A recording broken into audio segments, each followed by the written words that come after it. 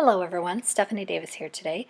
Thanks so much for joining me. Today I'm going to be reviewing some new products that Arteza sent to me, especially the Arteza 60 set of gouache colors.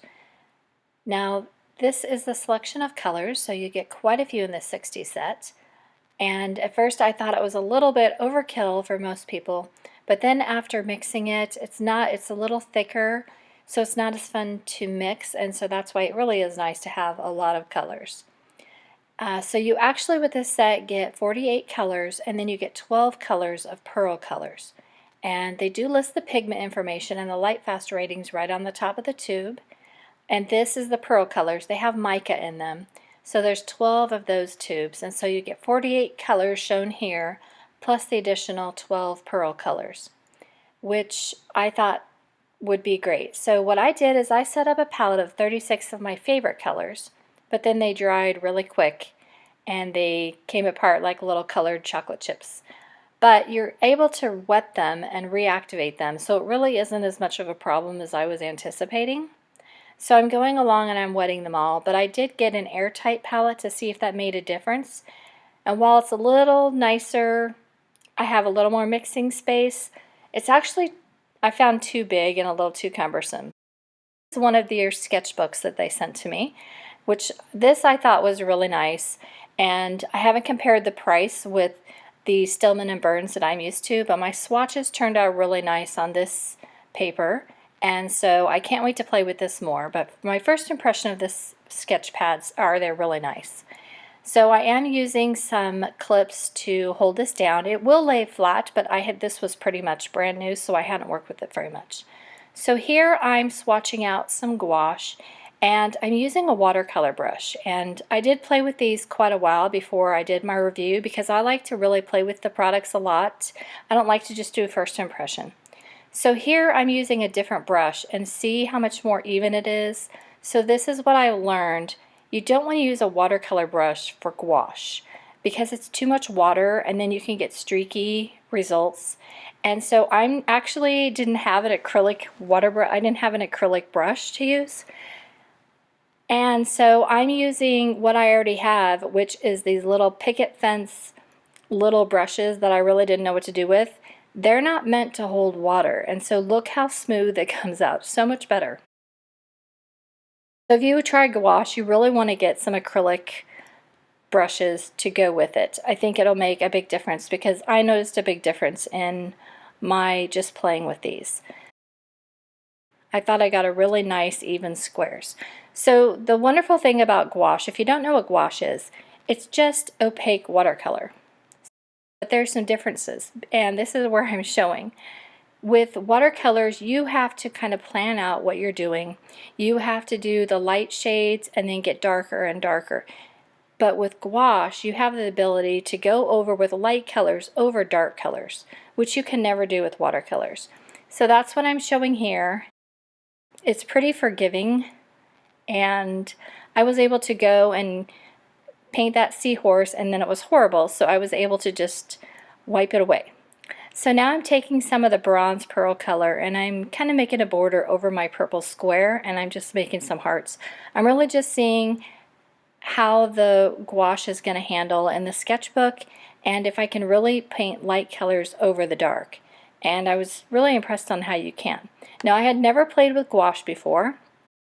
It was completely new to me and I didn't really even know what it was, but I'm always up to try new art products, and this is another one where that's what Arteza is really good for because it's so affordable to try to play with new mediums.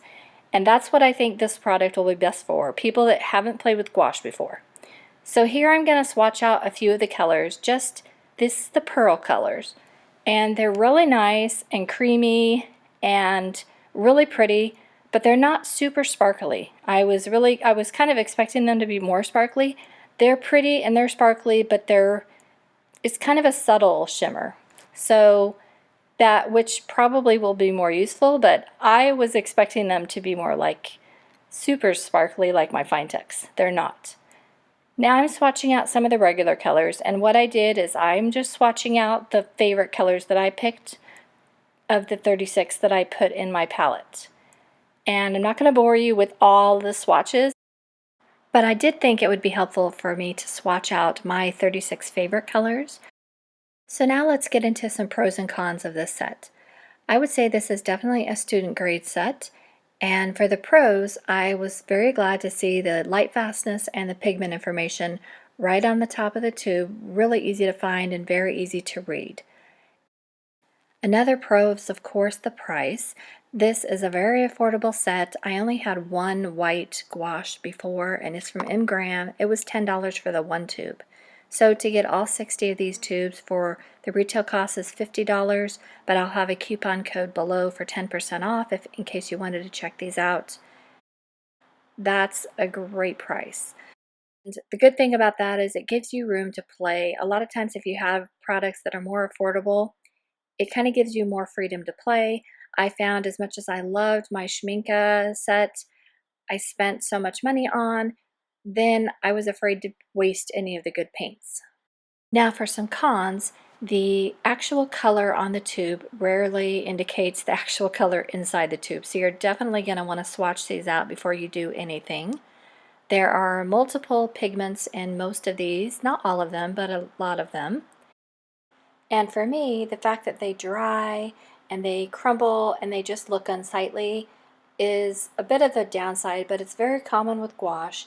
Now you can take a tiny bit of honey and add to it, and I'll link to Denise Sodden's video about that below in the description box, but you really can reactivate it. So if you can get over how it looks, it really activates and you can use it just fine, but it just doesn't look very pretty. Here is how great they look on black watercolor paper. I found black watercolor paper 140 pound. I'll have it linked below, and I've been looking all over for it, so I'm excited to share that. So I've had a lot of you ask to go ahead and see my process of painting and drawing. I'm not going to show my drawing today because that would make this video way too long, but I have drawn a sea turtle here from the inspiration photo that I just shown, and I'm going to show my process of how I paint. Now I'm just a beginner and I'm just learning how to do all this, so I don't stretch my paper. I just tape it down on my board and I begin to paint. I've been hesitant to show you my work because I'm sure there's a lot that I don't understand yet or that I don't do properly, but I really just don't care because I'm having too much fun. And I would encourage you to do it however you have fun too, because these products are just meant to be enjoyed. So however you use them, as long as you enjoy them, I don't think you're doing it wrong. Right now I'm just going along the edges of the sea turtle because I want to do the background first.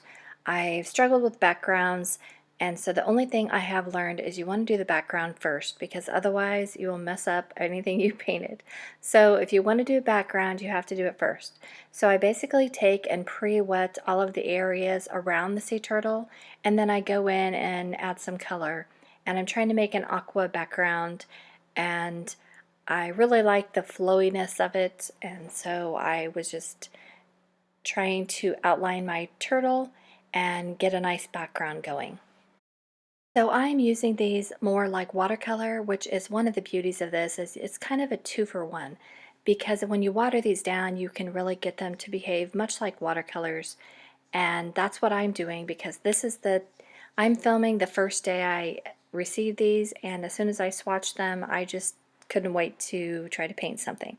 So I'm using these more like watercolors and less like gouache, which is why I had to research and find out how gouache actually works, and that's why I painted those squares for you guys. So you would know why gouache works really well. But I really did like the way that you can thin it out and use it more like watercolor, or you can put it on a little thicker and then paint like gouache is meant to be used and go back and add the light colors on top. It's a little thicker, and gouache is not as finely ground as watercolors pigments are. Now of course watercolors have humectants that make them more flowy than these, but I still think you can have a lot of fun much like watercolors.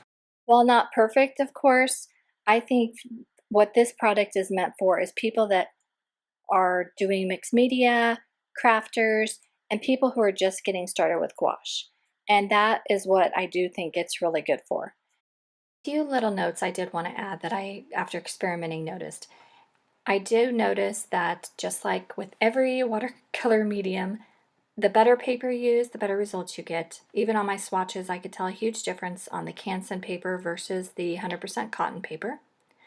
And another thing I would highly recommend is trying different watercolor brushes. I know I mentioned this earlier to try to use acrylic brushes, but I switched to my black velvet brush, which is one of my favorite brushes to use.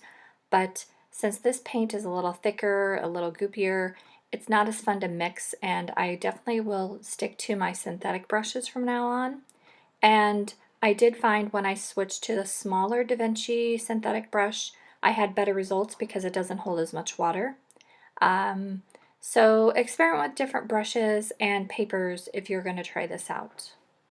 If you haven't noticed, overall I had a lot of fun with these, and I really recommend them if you're looking for something new to play with in your art studio or your craft room. I think everyone's going to have a lot of fun with these, and I did not find them chalky at all. There was burnt umber was the only color that when it dried out on the swatch sheet, it dried a little chalky, but I really thought these were creamy and I really enjoyed them, and I think you will too. I'm going to put on some music and let you continue to watch me paint if you'd like, and I'm going to show all the mistakes. I really didn't cut very much out because I want to let you see how you can correct your mistakes. And many times I just use my microfiber cloth that I use all the time, and many people just use paper towels, but I use a microfiber cloth because I can wash it and use it over and over again. So thank you very much for watching, and I hope you have a great day.